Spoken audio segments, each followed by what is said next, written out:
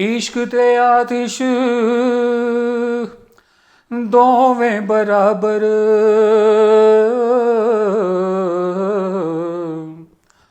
पर इश्क दा चानन नेरा, आतिश साड़े कख ते कन्ना, पर इश्क तां साड़े वेड़ा। आतिश नूं पानी जा बुझावे, आतिश नूं पानी जा बुझावे, पर इश्क दा दारू केड़ा। गुलाम फरीदा उथे कुछ नहीं ओ बचना, जिथे इश्क ने लाया डेरा। ये बाबा गुलाम फरीद का था। अब बुल्ले शाह कहते हैं, रांझा रांझा कर दी सा मैं, ते मैं आपे ही रांझा होई, सदियों नी मैनू ती दो रांझा, ते मैनू हीर ना आख्यो कोई। रांझा मैं विच ते मैं रांझे विच, गैर ख्याल ना कोई। बुल्ले शाह वेखो हीर सलेटी, किथे जा खलोई नी मैं कमली हाँ। मैं पागल हूँ। हाजी लोग मक्के वल जांदे, मेरा रांझा माही मक्का, नी मैं कमली हाँ, नी मैं कमली हाँ, नी मैं कमली हाँ। जे रब मिलदा नाहतियां तोतियां, ते मिलदा डडुआं मच्छियां।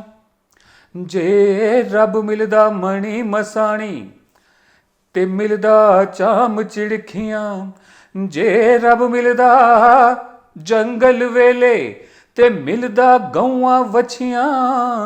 बुल्ले शाह रब ओनू मिलदा, ते नियतां जिन्हां दियां सचियां, नी मैं कमली हाँ। हाजी लोग मक्के वल जांदे, ते मेरे दिल विच 900 मक्का। विचे हाजी विचे काजी, विचे चोरू चक्का, नी मैं कमली हाँ, नी मैं कमली हाँ, नी मैं कमली हाँ। राती जागे ते शेख सदावें, ते राती जागण कुत्ते। भौंकणों बंद ओ मूल न हुंदे, दिने जा रड़ां विच सुते। मालिक अपने दा दर ना छड्ड दे, ते भावें वजन जुत्ते। उठ बुलिया उठ पीर मना लै, नहीं ते बाजी ले गए कुत्ते, नी मैं कमली हाँ। हाजी लोग मक्के वल जांदे, ते असां जाना तख्त हज़ारे। जित वल यार उसी वल काबा, भावें फोल कताबा चारे, नी मैं कमली हाँ। 24,000 नमाज पकड़ दी, ते तू पढ़ लै किन्नियां पढ़ता। जुबा न हिले ते बुल न फड़के, ते ओ मुल्ला उस वर्गा। ते बुल्ले शाह दा इक्को ही मणका, जेड़ा मौला ही मौला करदा, नी मैं कमली हाँ। उठ बुलिया उठ पी शराब, ते खा कबाब, हेठां बाल हड्डां दी अग। चोरी कर ते भन कर रब दा, ते उस ठगां दे ठग नूं ठग। चल बुलिया चलो उत्थे चलिए, ते जिथे वसन सारे अन्ने।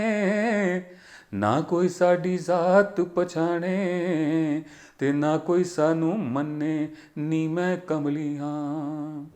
हाजी लोग मक्के वल जांदे, मेरा रांझा मेरा रांझा, मेरा रांझा माही मक्का, नी मैं कमली हाँ। बाबा बुल्ले शाह जहांगीर के ज़माने में हुए थे। सैयद थे जो बहुत उच्च कोटि के मुसलमान माने जाते हैं। उन्होंने गुरु अपना बनाया शाह इनायत को। जो नीची जाति के थे, अराई थे, सब्जियां उगाने वाले। तो जब बाबा बुल्ले शाह शाह इनायत के पास पहुंचे तो शाह इनायत प्याज की पंजीरी लगा रहे थे, उसकी पौध लगा रहे थे प्याज की। तो बाबा बुल्ले शाह ने पूछा शाह इनायत से कि रब नू किवें पाउणा, रब को कैसे पाएं। तो शाह इनायत बोले, बुलिया रब नू किवें की पाउणा, इधरों पुटना उधर लावना, ज़मीन जरखेज हो तो आप यहाँ से उठा के पौध को यहाँ लगा दो। उसके बाद बहुत बवाल मचा, लोगों को पसंद नहीं आया उनका ये जो एकदम सूफियाना रुख था।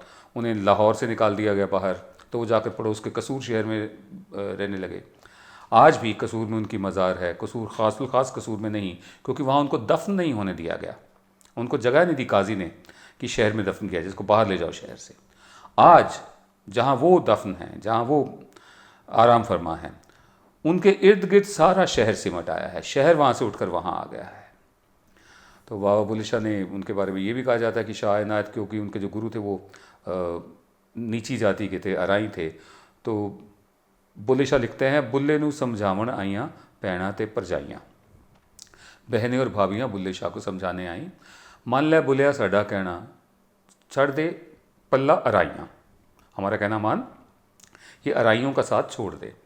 तू सैयद है, आले नबी औलाद नबी नू तू क्यों लीका लाइयां, क्यों बदनामी कर रहा है, आले नबी औलाद नबी। बुल्ले शाह कहते हैं, जेड़ा सानू सैयद आखे, जो हमें सैयद कहेगा, दो ज़ख्म मिलन सजाइयाँ, उसको दो ज़ख्म में सज़ा मिलेगी। ये समर्पण भाव जो है सूफ़ी कविता का, सूफ़ी पोइट्री का, सूफियाना कलाम का, बुल्ले शाह उसके एक बहुत बड़े शायर हैं। यूँ तो और भी बहुत हुए हैं, शाह हुसैन हैं, और उसके अलावा कादिर यार हैं, सुल्तान बाहू हैं, ग़ुलाम फ़रीद हैं, इस तरफ से जलन जट भी गिने जाते हैं, जो ये वाला पंजाब जो भारत में है इस वक्त। लेकिन बाबा बुल्ले शाह एक ऐसे थे जो समर्पण में, रांझा रांझा कर दीनी मैं आपे रांझा हुई, रांझा रांझा करते करते मैं खुद ही रांझा हो गई हूँ। ठीक है जी।